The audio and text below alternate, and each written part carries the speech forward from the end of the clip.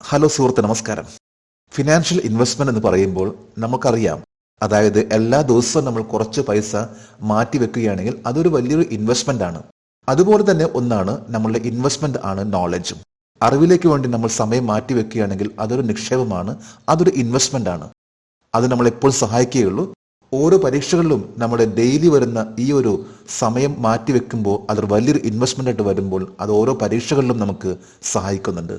അതിനുവേണ്ടി നമുക്ക് വേണ്ടത് സമയം, അതുപോലെ തന്നെ താല്പര്യവുമാണ്. നമുക്ക് താല്പര്യമുണ്ടെങ്കിൽ ഉറപ്പായിട്ട് നമുക്ക് വിജയിക്കാൻ സാധിക്കും. ഇന്ന് മെയ് 31, ഈ മാസത്തിന്റെ അവസാനത്തെ ദിവസമാണ്. നമുക്ക് ഇന്നത്തെ കറണ്ട് അഫയേഴ്സിലേക്ക് പോകാം. 2024 മെയ് 30 പ്രഖ്യാപിച്ച Kerala state professional theatre award 1ാം സ്ഥാനം നേടിയ നാടകം ഏതാണ്? Manikarnika. Kerala state professional theatre award ഇന്നലെ, അതായത് മെയ് 30 പ്രഖ്യാപിച്ചു. ഇതിൽ മണികർണിക എന്ന നാടകത്തിനാണ് 1ാം സ്ഥാനം നേടിയിട്ടുള്ളത്. തിരുവനന്തപുരം സൗപർണികയുടെ മണികർണിക ഏറ്റവും നല്ല നാടകത്തിനുള്ള അവാർഡ് ലഭിച്ചപ്പോൾ 2ാം സ്ഥാനത്ത് കോഴിക്കോടുള്ള സങ്കീർത്തനയ്ക്ക് പറന്നുയരുന്ന ചിറക് എന്ന നാടകത്തിന് ഏറ്റവും ബെസ്റ്റ് ആയിട്ടുള്ള 2ാമത്തെ നാടകം. ഏറ്റവും ബെസ്റ്റ് ഡയറക്ടർ എന്ന ഈ ഒരു അവാർഡ് ലഭിച്ചിട്ടുള്ളത് ശാന്തം എന്ന നാടകം ഡയറക്ട് ചെയ്തിട്ടുള്ള രാജേഷ് എരുളത്തിനാണ്. അതുപോലെ തന്നെ രാജീവ് മാമിള്ളിക്ക് പറന്നുയരുന്ന ചിറക് എന്ന നാടകത്തിന് ബെസ്റ്റ് ഡയറക്ടറുള്ള 2ാമത്തെ അവാർഡ് ലഭിച്ചു. ശാന്തം എന്ന നാടകത്തിൽ അഭിനയിച്ച ഗിരീഷ് രവിയാണ് ദ ബെസ്റ്റ് ആക്ടർ. 2ാമത്തേത് നെയ്യാറ്റിൻകര സനൽ വന്നവരുടെയും വീണവരുടെയും ഇടം എന്ന അക്ഷര ക്രീഷ് നാടകത്തിനാണ് നെയ്യാറ്റിൻകര സനലിനെ ദ ബെസ്റ്റ് ആക്ടറിനുള്ള 2ാമത്തെ അവാർഡ് ലഭിച്ചിട്ടുള്ളത്. ഇപ്പൊ തിരുവനന്തപുരം സൗപർണികയുടെ മണികർണികയാണ് ഏറ്റവും ബെസ്റ്റ് നാടകത്തിനുള്ള ഈ പ്രാവശ്യത്തെ Kerala state professional theatre award ലഭിച്ചിട്ടുള്ളത്. 2024 മെയ് 29 ശ്രീഹരിക്കോട്ടയിൽ നിന്ന് single piece 3D print engine ഉപയോഗിച്ച് വിജയകരമായി പരീക്ഷിച്ച ലോകത്തിലെ ആദ്യത്തെ റോക്കറ്റിന്റെ പേര് അഗ്നിബാൻ. വളരെ നാളായിട്ട് ഇന്ത്യ പ്രതീക്ഷിച്ചുകൊണ്ടിരിക്കുന്ന ഒരു പരീക്ഷണമായിരുന്നു അഗ്നിബാന്റെ പരീക്ഷണം. 2-3 പ്രാവശ്യം ഇത് മാറ്റിവെച്ചെങ്കിലും ഇപ്പോൾ ഈ കഴിഞ്ഞ മെയ് 29 അഗ്നിബാൻ എന്ന് പറയുന്ന വേൾഡിലെ ആദ്യത്തെ single piece 3D printed engine ഇത് പരീക്ഷിച്ചു. വളരെ വിജയകരമായിട്ടാണ് ഇതിന്റെ പരീക്ഷണം നടന്നിട്ടുള്ളത്. അഗ്നികുൾ കോസ്മോസ് എന്നത് ലോകത്തിലെ ആദ്യത്തെ single piece 3D printed rocket എഞ്ചിനാണിത്. അഗ്നികുൾ കോസ്മോസ്. IIT മദ്രാസ് ആണ് ഇതിന്റെ design and development. Agnikul Cosmos ഇതൊരു സ്റ്റാർട്ടപ്പ് കമ്പനിയാണ്. IIT മദ്രാസ് ആണ് ഡിസൈൻ ആൻഡ് ഡെവലപ്മെന്റ്. 2024 മെയ് 29 രാവിലെ 7:15 ശ്രീഹരിക്കോട്ടയിൽ നിന്ന് ഈ ഒരു പരീക്ഷണം നടന്നിട്ടുള്ളത്. ഇന്ത്യയുടെ ആദ്യത്തെ പ്രൈവറ്റ് ലോഞ്ച് പാഡ് ആണ് ധനുഷ്. ശ്രീഹരിക്കോട്ടയിലെ ധനുഷ് എന്ന ഇന്ത്യയിലെ ആദ്യത്തെ പ്രൈവറ്റ് ലോഞ്ച് പാഡിൽ നിന്നാണ് അഗ്നികുൾ കോസ്മോസ് എന്ന ഈ ഒരു ടെസ്റ്റ് നടത്തിയിട്ടുള്ളത്.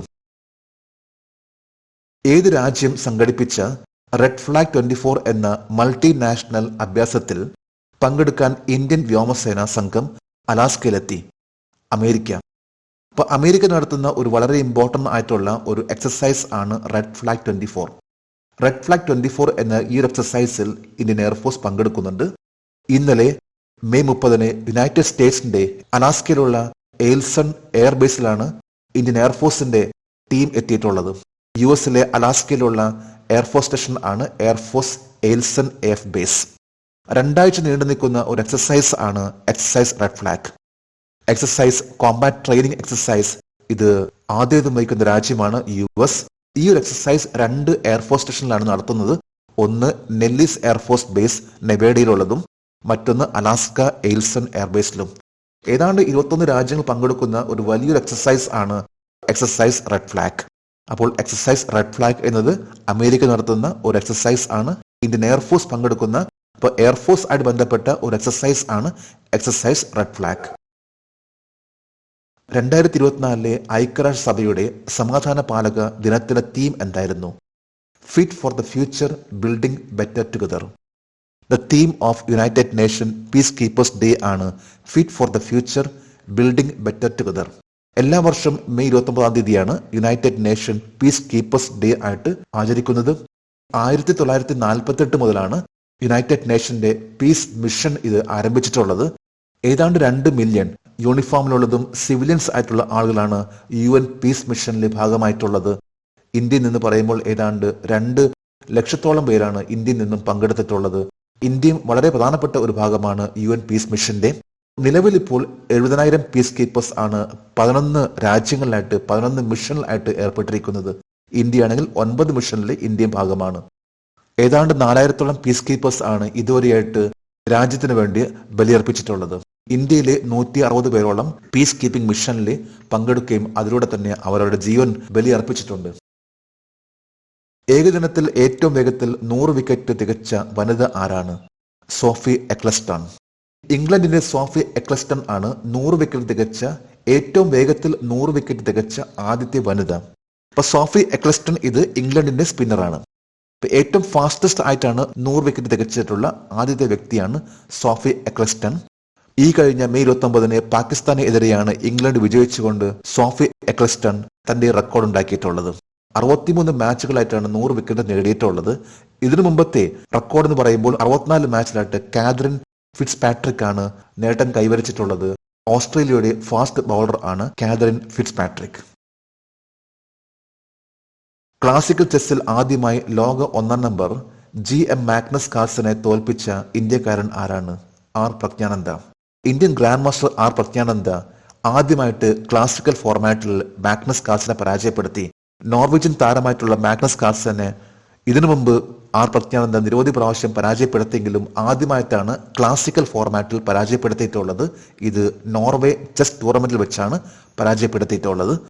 ഇന്റർനാഷണൽ ലെവലിൽ 3 തരത്തിലുള്ള കോമ്പറ്റീഷൻസ് ആണ് ഉണ്ടാകാറുള്ളത്. ഒന്ന് ക്ലാസിക്കൽ, മറ്റൊന്ന് ബ്ലിറ്റ്സ്, മൂന്നാമത്തേത് റാപ്പിഡ്. ബ്ലിറ്റ്സിലും റാപ്പിഡിലും പരാജയപ്പെടുത്തിയിട്ടുണ്ടെങ്കിലും ക്ലാസിക്കലിൽ ആദ്യമായിട്ടാണ് ആർ പ്രജ്ഞാനന്ദയ്ക്ക് ഗ്രാൻഡ് മാസ്റ്റർ എന്ന പദവി ലഭിച്ചിട്ടുള്ളത്. 2018-ൽ. ഇപ്പോൾ ഏതാണ്ട് 6 വർഷമായി കഴിഞ്ഞിരിക്കുന്നു. ഡി ഗുഗേഷ്, ആർ പ്രജ്ഞാനന്ദ എന്നിവരെല്ലാം ഇന്ത്യയിലെ ഏറ്റവും ടോപ്പ് ലെവൽ വരുന്ന ഗ്രാൻഡ് മാസ്റ്റേഴ്സ് ആണ്. ഇന്ത്യക്ക് ഇപ്പോൾ 84 ഗ്രാൻഡ് മാസ്റ്റേഴ്സ് ആണുള്ളത്. ഇന്നലെ മെയ് 30 ഇന്നലത്തെ കറണ്ട് അഫയേഴ്സിലെ ഒരു ചോദ്യമായിരുന്നു, ഇന്ത്യയിലെ ഏക സജീവ അഗ്നിപർവ്വതം ഏത് സ്ഥലത്താണ് സ്ഥിതി ചെയ്യുന്നത്?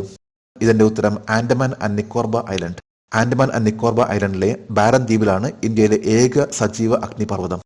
ജേഡിസ് കറണ്ട് അഫയേഴ്സിന്റെ ഇന്നലത്തെ ഈ ചോദ്യത്തിന് മറുപടി നൽകിയിട്ടുള്ള ഓരോരുത്തർക്കും ജേഡിസ് കറണ്ട് അഫയേഴ്സിന്റെ ആശംസകൾ. നമുക്ക് ഇന്നത്തെ കറണ്ട് അഫയേഴ്സ് ഒന്നുകൂടി റിവൈസ് ചെയ്യാം.